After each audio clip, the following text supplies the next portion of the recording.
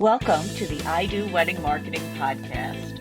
I'm your host, Nina Adio, a social media marketing expert specializing in the wedding industry. Each week, we'll explore the strategies, stories, and insider tips that help wedding professionals thrive. You'll hear solo episodes filled with actual advice for social media and inspiring conversations with esteemed wedding industry guests. Thank you for tuning in and letting this podcast be a part of your day. Let's get started. Hello, everybody, and welcome back to the I Do Wedding Marketing Podcast. This is Nina here, and boy, I'm actually very surprised that this is our first episode of 2025. Why is it a surprise?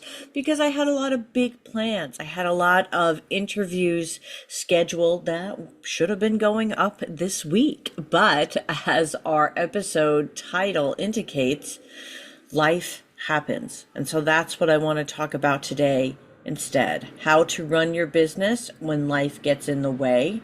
I'm going to talk about those important meetings I had to reschedule and how that can feel okay and be okay and how to make it work in your business. So we'll be talking about running your business, whether that's your wedding business, a social media business, or both, when challenges come up unexpectedly and maybe at unexpected times, whether it's a personal crisis, unexpected family obligations, or even just the emotional and physical exhaustion that can come with busy seasons. Life can throw curveballs. I was already feeling like I was overwhelmed with the amount of work I had going into this holiday season when a family emergency came up relating to a very severe diagnosis, and priorities changed, but other priorities couldn't be ignored. It sounds so inappropriate to say, right? How can something at all feel more important than your family's lives? But there's this reality of the world we live in, of commitments we've made, people's businesses we need to support and be there for, and jobs that need to be done. And it becomes this very strange balance, and it feels almost uncomfortable to talk about it, to say, how could you be worrying about health and life and love, but also worrying about your job? But it's because we're all human and we all go through these things, and we're all running our businesses, right? So that we can have a better life. And so I know that my clients' couples are important, and their work is important. And so there's so much that goes into just life, right? So first, let's acknowledge something, and that it's okay to feel overwhelmed. As business owners, wedding professionals, marketeers, we often work with high pressure timelines, emotionally charged clients, all while managing our personal lives. So then you add in your social media into the mix, and it's like you're juggling a million things at once. You're not alone.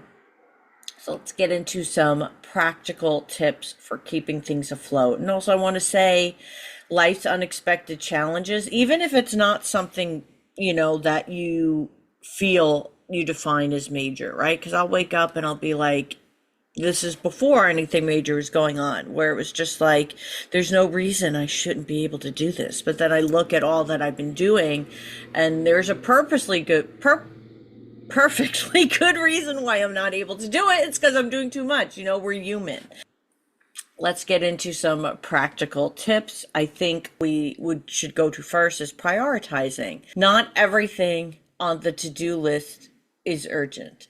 When life gets hectic, focus on the tasks that keep the wheels turning, like responding to your client inquiries. See if you can keep pre-scheduled projects on task. For social media, look, I'm going to be honest. Social media can kind of perhaps go to the back burner or be outsourced out, or I'm thinking in instances like a photographer where maybe you already have the wheels in motion, that when a gallery is delivered, photos go up, try to batch doing those two things together. So one thing I did to help myself prioritize was setting up a personalized do not disturb on my phone. And by that, what I mean is I went to the do not disturb settings on my phone and set up a new one that would only allow messages and notifications from my husband's family. So this way, if I was getting interrupted, it was something that was a priority. And that was actually really helpful. I felt good knowing I was getting their calls and that I wasn't missing them because I just had my generic do not disturb on, which is how I would operate previously. So that was something that I found very helpful. The next thing is to communicate honestly. And it depends on the client for this, and you want to keep it as professional as possible. You even can use ChatGPT to help you write this, right? And say, I'm going through something personal, but I want my clients to know that I am prioritizing them. And get an email that you like, get something that you feel comfortable with, and send it. So people awareness can go a long way. And I think trying to show that you're aware. I had an instant where I made several mistakes, and it got really hard because it was like I don't know what else to say, right? Like I already was honest. I already did tell them what was going on, but I kept making these mistakes. And sometimes you just have to kind of surrender, and be as professional as possible, but also know that just like I'm human, they are too, and they have to prioritize their business, and that's okay, right? And that's okay. And all I can do is be honest, but also acknowledge. I really try to go the route of when I've made a mistake to owning it and acknowledging it and saying what I'm going to do in the future to rectify it. Another thing to do is to delegate and automate. And this is actually something that I really struggle with because I'll have teammates and I'm not even thinking about how to use them to help. I'm thinking, well, they like to do this or they're used to doing this. And finally, it was like, let me communicate with them. Let them know what's going on and see maybe somebody really wants some extra holiday hours and can help me. Or, I can give them whatever I want, essentially, but I want to be using their best tools is what I always think. I want to use their strengths, but I was able to really just change what I was doing to best delegate, to get things done, to get things automated. Some things you could do, I'm telling you, whether if you don't have a teammate or a virtual assistant, you could use ChatGPT to help you with those email scripts or to help you with social media captions or anything else you feel is a priority for you right now. And sometimes it just helps me get over, I'm going to call it the ick, right? When you just don't want to work and it's like, ick, I can't. I'll type in what I'm struggling with to ChatGPT and it will get the wheels going. I may not even use what they gave me, but it gets me feeling like, okay, I can do this. Another thing is kind of doing a brain dump. I did a brain dump of all the things that were overwhelming me for work. I took it 2 tasks at a time, would give myself a little reward of just not doing computer work for a few minutes after each one, and getting it all out on a page so I could tackle it felt much better instead of overwhelming, which is what I thought would happen. Another thing you could do to set your boundaries is automating an email response saying, I'm going to be in the office between, such and such time. So this way, any email that's received after 5 p.m., when you're prioritizing family, that they at least got that response, that you will see it in the morning. Or maybe it's that you're going to be, at a hospital during the day. So maybe you have an automated response that says you'll be working unconventional hours the next few days and that your email will be, responded to as soon as possible. You could come up with, I would say, ask ChatGPT to phrase it better, right? Ask AI to phrase it better. And then that's something you can do too. So So at least people know when they're used to hearing from you, let's say from 9 to 5 or whatever it is, they will know when they get that email response not to be alarmed. You are going to see their email. It just may be outside of the normal hours. And lastly, see if you can lean, not lastly, right, but lastly for this category, because I have more to come, but to lean on your community. I really had to, when I was having the issue of making the mistakes because my mind just wasn't in the right place, I went to my mastermind of women who are other service providers and was like, I don't know what to do because this is so beyond my normal scope. Normally, I make a mistake. If I make a mistake, right, I acknowledge it. I say what I'm going to do to change it, and then it's over, right? And then another mistake happened. So I repeated the process, but then added the context of why this was happening. And then the third mistake was like, I don't know what else to say because I feel sick, So having people who are business owners who you can talk to, who will know what to say, it was just such a huge help as someone to even listen to, even if they didn't know what to say, which they kind of didn't. Like, that sucks. Just having people to say, you're human, this happens, it could happen to us too, was really helpful to me. Now I want to get into some social media specific survival tips. Of course, I did say in the beginning that I don't want anyone feeling like social media is something that they have to prioritize when things get that hard. But it's just could be the nature of your business where you need to be on social media to keep the business afloat and to keep those leads coming in. So let's talk about some ways to maintain your social media presence when life gets busy. And that's number one, to repurpose content. Pull from your past posts, your reels, your blogs, put them in a different way. Maybe now do them as a reel or do them as a story. Bring new life to it. But also, guys, we are at New Year. So if you listen to this at the beginning of the year, within the first 2 weeks, maybe the first really month of January, this is a great time to either share your top posts, your top weddings from the year, and just repost that stuff with that new scope, or just go through each wedding you did and let it be easy and just have it be images or video from the weddings you did and giving a little information about each one. This is, Billy and Bob's wedding that took place at the chateau, and we love that they had XYZ. And keep it simple, but still keep it engaging because you're posting real stuff you've done. Another thing you can do are Instagram stories. They're quick, they're personal, and they're forgiving, meaning it doesn't have to be produced, right? I show up on Instagram stories, hair not combed, no makeup on, and it's the total norm over there. So you can share some behind the scenes snippets, even if it's just simple as showing your coffee mug or getting ready to go on a call, or maybe keys are in the car.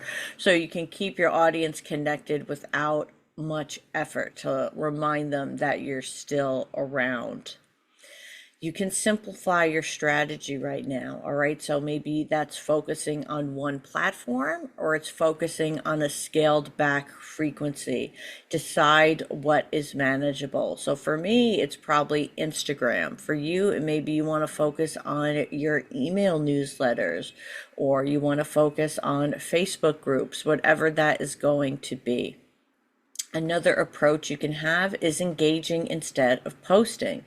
If you don't have the energy to create content, spend a few minutes commenting on posts, replying to your DMs, or engaging with your audience. I do have on my website my 10-10 engagement strategy that I taught in a workshop that's now available for purchase. It's the Engage to Engagement workshop. So if you want to see how I do online engagement, you could check that out there. I also want to say it's a reminder of why networking within your industry is so important and why it really is community over competition. If you don't have someone in your community who can help with what you do, it can be hard to find somebody to come in. So actually, one of my clients is a wedding planner, and they received a message from another wedding planner whose entire team got sick, and they wanted some extra helping hands. So these things do happen. And if you don't already have those relationships, it could be hard to find that help when you need it, or more importantly, it could be hard to know if the help is going to be the quality that you need and that you promise to your clients. So allowing yourself to create those relationships and not just viewing your competitors as that, but in viewing them as your community. So when that help is needed, you know there's somebody there. And kind of similar, it's different because this is with my VA, but what happened was it worked really well for her that I needed this extra help because she needed the extra work. Something had opened up in her schedule. So maybe that would happen with you and another, whether it's photographer, planner, so forth, having those extra hands, or more so people you know you can do this with, right? Or maybe it will come up where somebody asks you and you go, you know what? I'm going to do it. I'm going to pay it forward, and I'm going to take this job to help somebody out. You know, God willing that if I were to ever need something, hopefully it doesn't happen. But if for any reason I could not, I break my foot and can't go to a wedding, you'll have somebody to go there and help you. I do want to remind you all that this season of the I Do Wedding Marketing podcast is brought to you by the Inclusive Wedding Summit.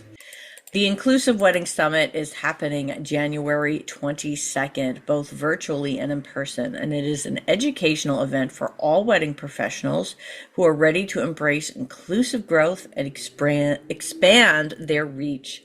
Put inclusivity at the core of your business. Gain expert guidance to connect authentically with diverse clients at all touch points and generates more leads and bookings. Join us January 22nd, 2025 at the Hilton Hasbrook Heights, Meadowlands, New Jersey, or virtually from anywhere. You will learn from expert speakers who understand your needs, as well as getting the opportunity to network with everybody in attendance. By listening to this podcast, you can get a discount on your ticket, $30 off your virtual or in-person ticket using code NA30.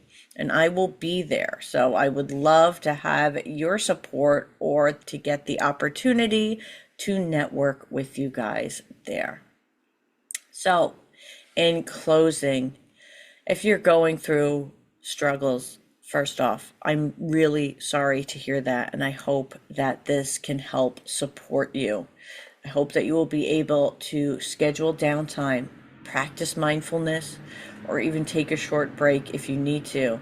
If you're going through grief, sometimes what worked for me, I'm laughing because it sounds ridiculous, but this is just what I had to do. I would go into the shower, and that's where I would cry. And it would say, while I'm in this shower, and I can take as long as I need to, but that's where I'm going to allow myself to bawl and feel and get it all out. And then when I get out of the shower, that's when I'm going to get to work and get done what I need to get done. So I'm still giving myself that opportunity, which I think is important, right? Because burnout isn't sustainable and bottling up feelings aren't sustainable. So if you can find what works for you, where you allow yourself to honor yourself and to feel, I hope that will be helpful. Remember, it's okay to slow down when life demands it. With the right systems and a little grace, you can keep your business running while honoring your personal needs. If you found this episode helpful, I would appreciate if you would share it with a friend, tag me on social media, or leave a review. Don't forget to subscribe for more tips on growing your wedding business. Until next time, guys, stay thriving, stay inspired, and I'll see you on the next episode.